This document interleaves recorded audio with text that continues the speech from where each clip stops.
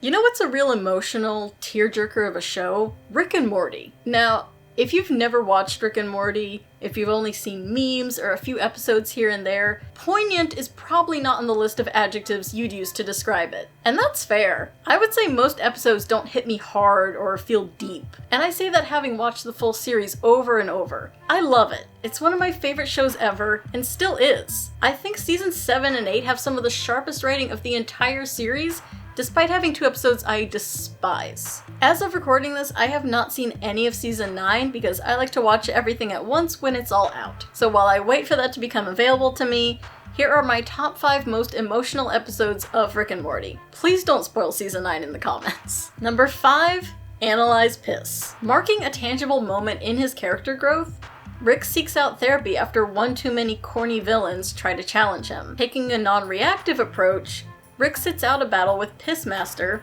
leading Jerry to fight him instead. Jerry wins and goes viral as Flamingo Dad, which catches the attention of the Council of Orbship. They give him power and Rick makes him a supersuit, and suddenly, Rick has nothing to do. He's bored and feels sorry for himself, and after many drinks, he decides to visit Pissmaster. Unfortunately, Pissmaster, Eugene Michael Piss, just killed himself. Juggling piss humor and suicide is quite an undertaking, but the next scene is where they really nailed it. Eugene's daughter shows up to check on him, worried she drove him to end his life. To keep her from blaming herself, Rick decides to impersonate Pissmaster and clear his reputation before faking a heroic death. Jerry, of course, gets in the way and loses his orbship, but the plan works.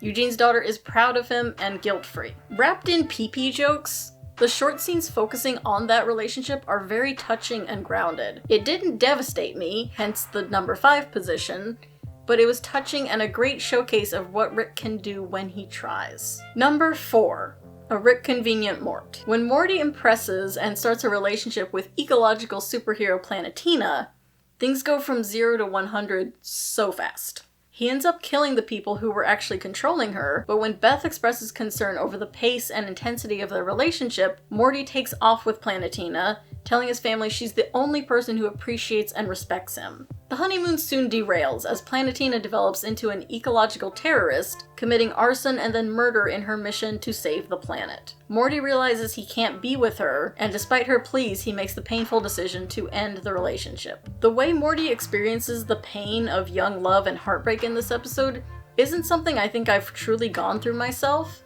Definitely not in the way he does. But I think that's a testament to how well the story makes you empathize with what he's going through. You don't have to have experienced the same situation to relate to losing someone you had poured so much hope into. I tend to care a lot more about Rick in any given episode, but I gained a lot of respect for Morty in this one for choosing to pull away even though it was painful. Number 3.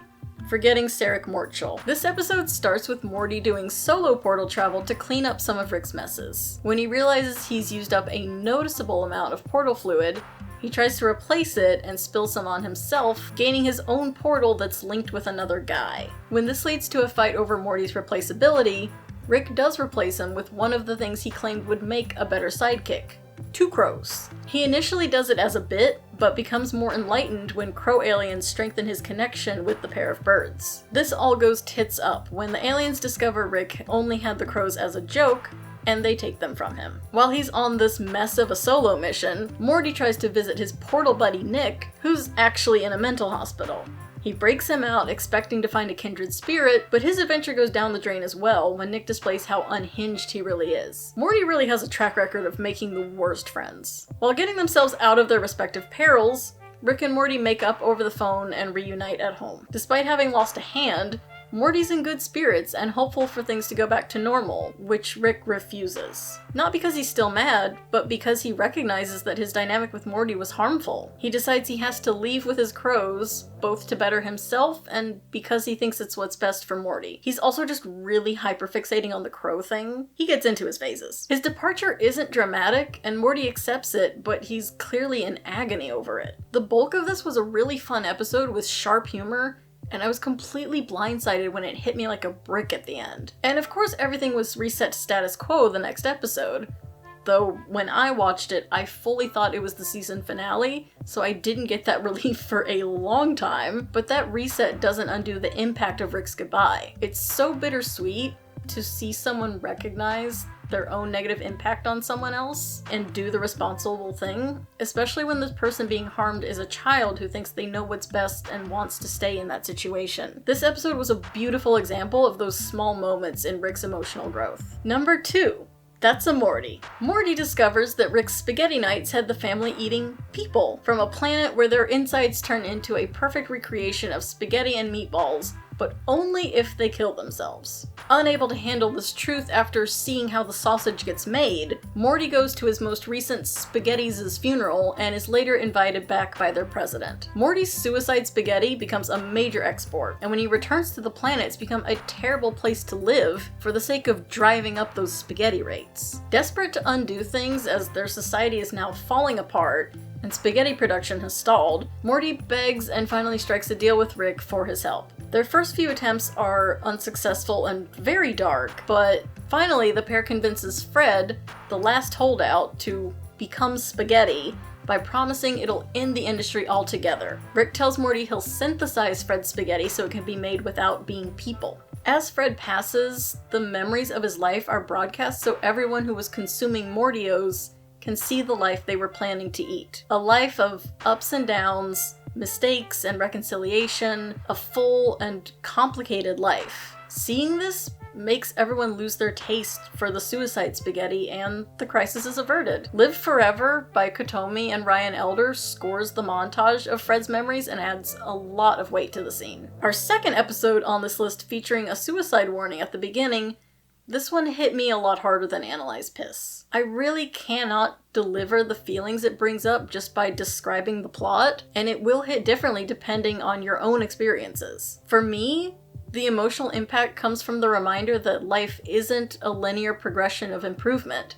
Your happiest moments could come years or decades in the future. It's hopeful, but painful nonetheless. Number 1. The Old Man and the Seat. This is probably the episode I've watched the most, and it's what I use to introduce people to the show. It starts with just another plot that looks like pure toilet humor on the surface. Rick goes to his secret exclusive pooping location, and when he finds someone else has used it, he starts off on a revenge mission. He finds the offending pooper, Tony, and seemingly spares him in the moment only to discover he did it again. When confronted, Tony tries to befriend Rick, whose only response is to deflect and lay a trap for him, should he inevitably do it again. To ensure his trap works, Rick delivers laxative-laced treats to Tony's workplace, where he finds out he unexpectedly died after Rick scared him into living life to the fullest. Of course, Rick doesn't know how to deal with this. He goes to the funeral and tries to apologize to Tony's father without actually apologizing,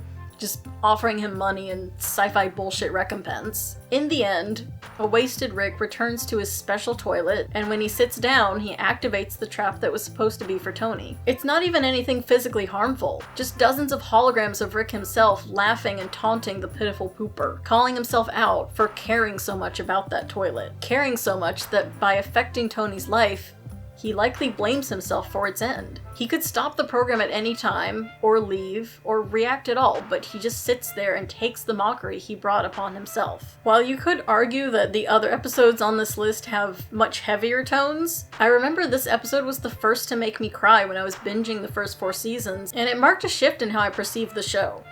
From something funny and entertaining to something that could wreck me without warning when I thought I was watching a story about poop. The main plot's theme of what happens when it's too late to talk to someone or make things right is poignant as fuck. And it felt like a personal attack while also being something I think most people can relate to, which makes it my number 1 for overall lasting emotional impact. Obviously, I already liked Rick by the time I was 3 seasons deep, but the ending of this one is what really made me love him. So that's my list, but I want to know what you think. I want to know what you think about the ranking. I want to know if there's some that I missed, because when I was ranking this, I didn't go through and rewatch everything to pull these out. I listed these based on memory of those were sad. I think that's a pretty good method for ranking because that's what's stuck in my head. And if there's something I'm forgetting, it probably didn't have much of an impact on me. Again, please don't spoil season 9 in the comments. I have not watched it yet, but do tell me if I can expect to cry, because I'm really excited to watch this next season, and I would love another heavy episode. I'm also very aware that I'm just putting out a bunch of random types of content right now, and there are so many different topics I want to cover, but they all relate in the sense that they're important to me. So if you're here because you want to get to know me a little better, just keep watching and tell me if you hate this. On that note of having a bunch of unrelated content, I have some very serious personal videos, I have a very lighthearted podcast, and I also have an ASMR channel, so I am confident that there is something here for you. Anyway, thank you for watching, and I will see you in the next video, whatever that may be. Bye! Like the guy in the spa. The guy who needs to clear his throat!